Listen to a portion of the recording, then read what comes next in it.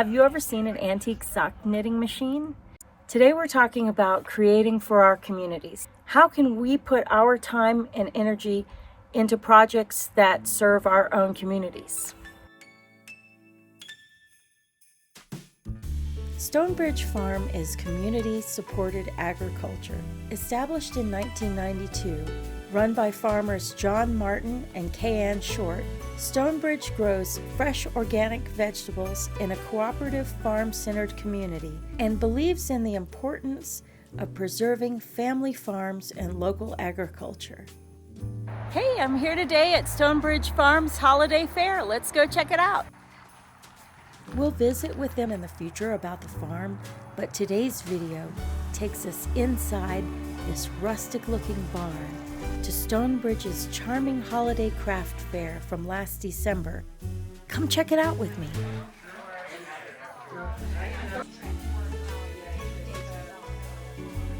Welcome to the Stonebridge Holiday Fair. So what we're doing here today, this is Stonebridge Farm, community-supported agriculture, and today is our holiday fair, and all the vendors that you see here have got a connection with the farm. I'm actually a barter member, Valerie is a former barter member, and you get your veggies from here. Oh yes, we get our veggies from here, but really the whole purpose here is building community, and you happen to have super veggies as well.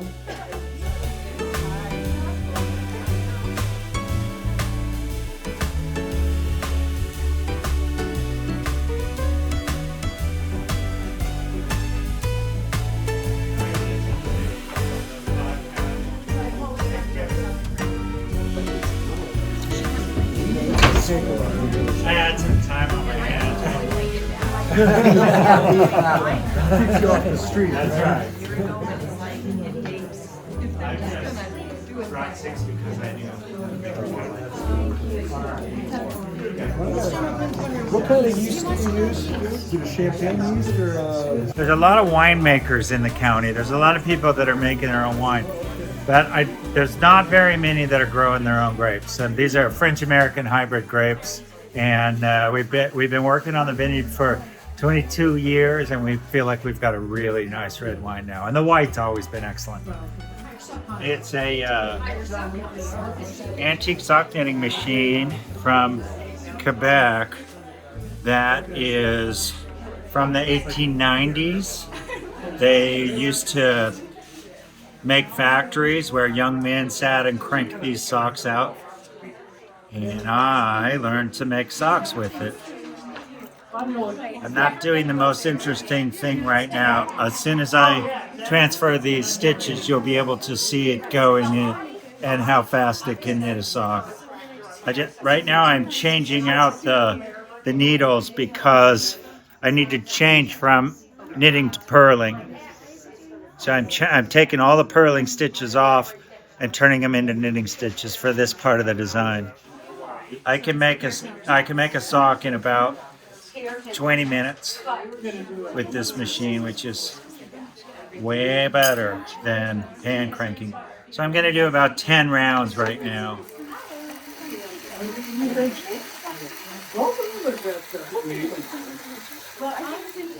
So yeah, those are yarn cones. I buy 1,000,000 yarn cones in real lightweights and then blend the colors.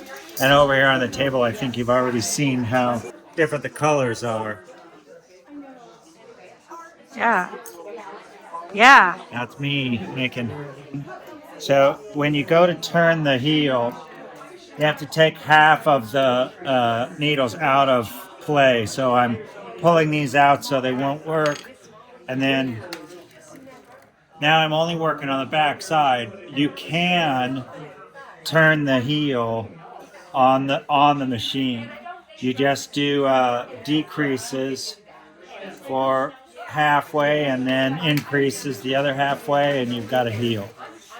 So this is me reducing at the start of each row so that it begins to form the little angle for the heel. Hi, Peter.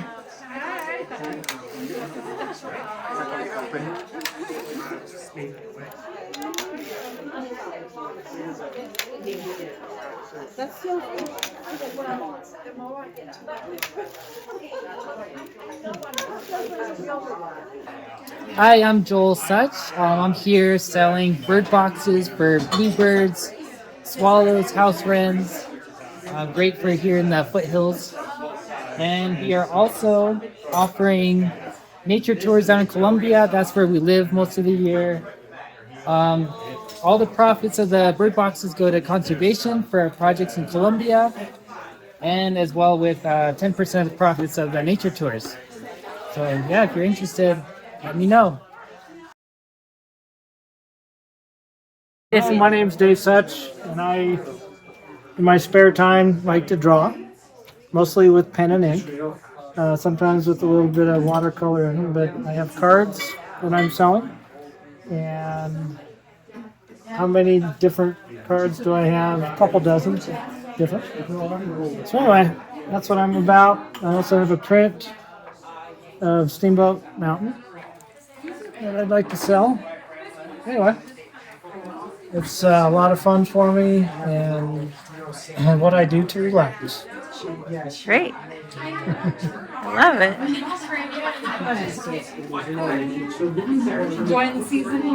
So how can people contact you if they are interested in your prints?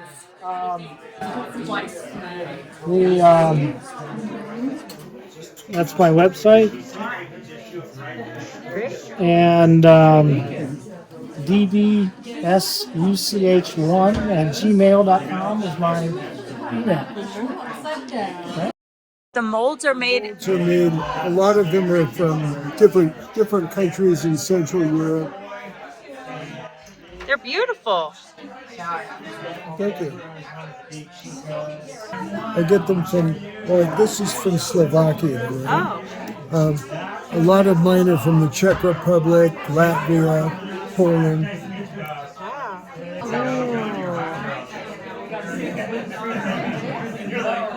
Granddaughter, who's 24.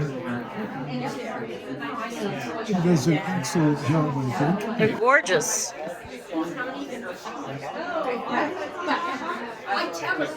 Do you have a website? I do. I have a couple of websites. I have in the North Boulder. I have some done at Rebecca's Apothecary. Okay. Moxie in North Boulder.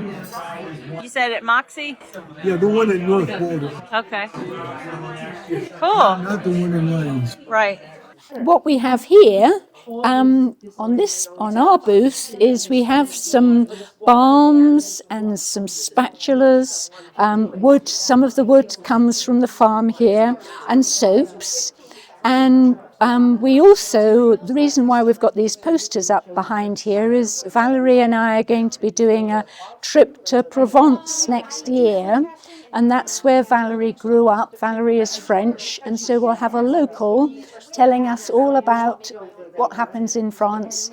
Lots of cuisine, lots of wine, all about the Romans, and visiting local markets as well. So we're very happy to be here. One of the reasons for setting up my company, Big Round World, where we take people on walking holidays and cultural holidays, is really, in essence, to encourage people to get out and walk. There was some recent research that came out of Colorado and another university, I'm blanking on the name, but they were talking about there have been so many studies on things to measure your cholesterol, your waist, your BMI, and all that kind of stuff. And it all boiled down to just get out and walk.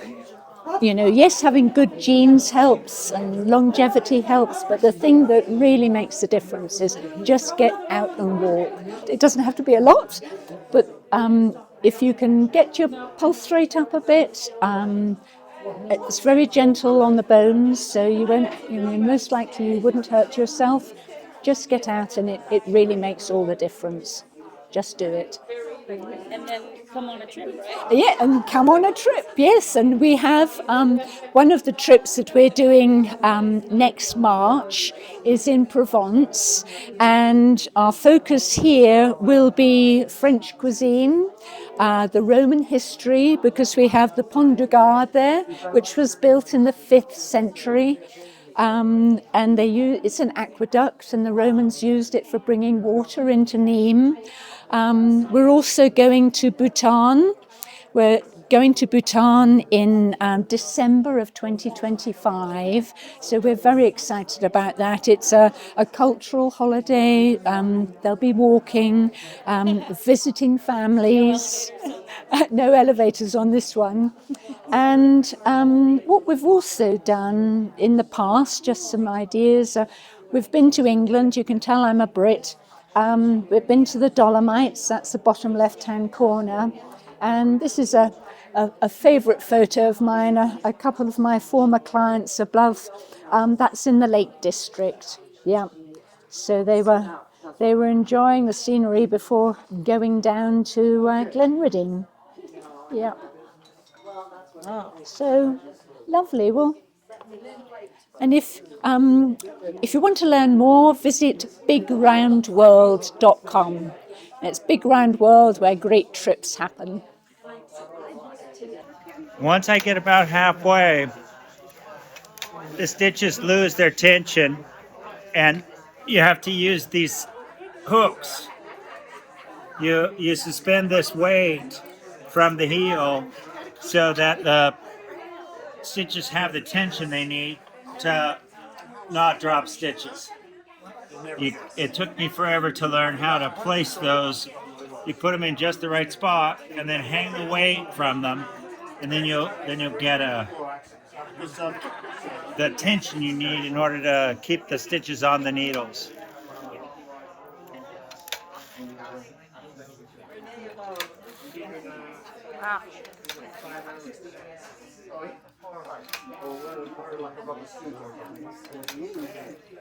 So now I've done the reduction for the heel. I'm at the tip of the heel, and now I'm ready to increase for the other side of the heel. You have to move the heel weight so that you keep the tension on the second half of the heel. And then I'll just increase right up the stitches I decreased before. Hey! That is an antique sock knitting machine from the 1890s. And I can knit a sock in about 20 minutes. Which, if you knit socks, you know that's much faster. I'm turning a heel right now. I'm increasing the stitches to do the back side of the heel. Yeah, please do. I've got the back side of the heel done now. I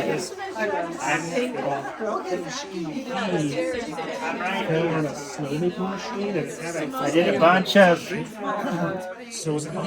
decreases to get this half of the heel, and now I did those increases to get the other half of the heel, so I'm right here.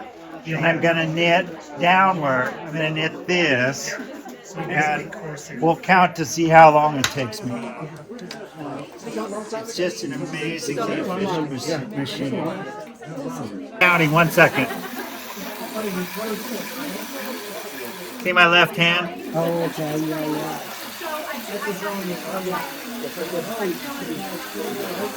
50.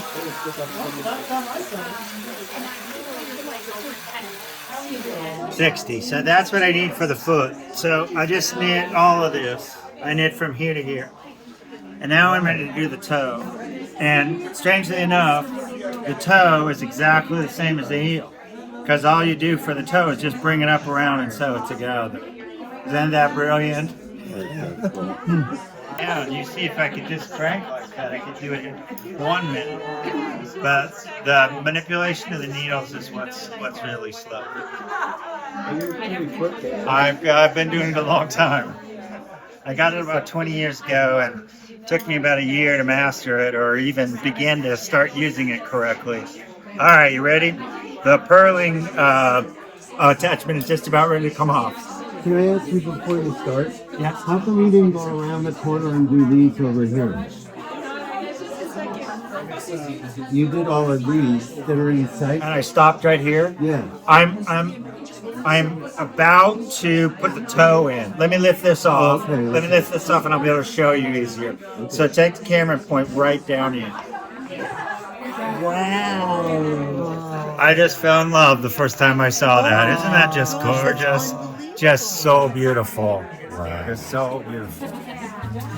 So, yeah, drawing your rig out. I could.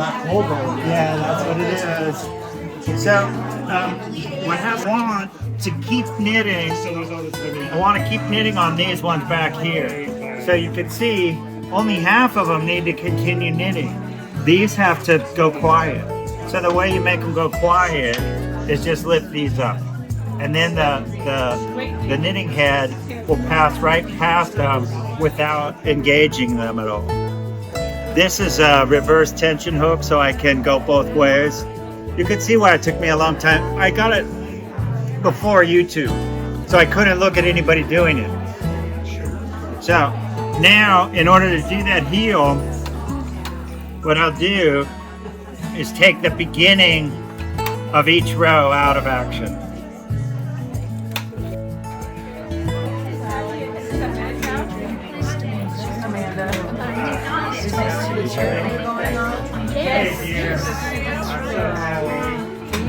When you get there's 2 stitches leading in further.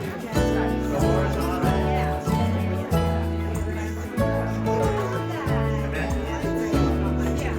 So I'm going to take all these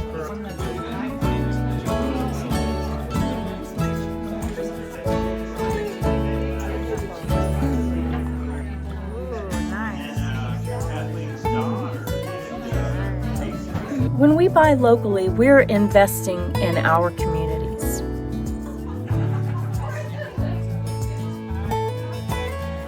So what can you help with or teach or create for your local area? Which of your talents can you lovingly put into a project that serves your own community?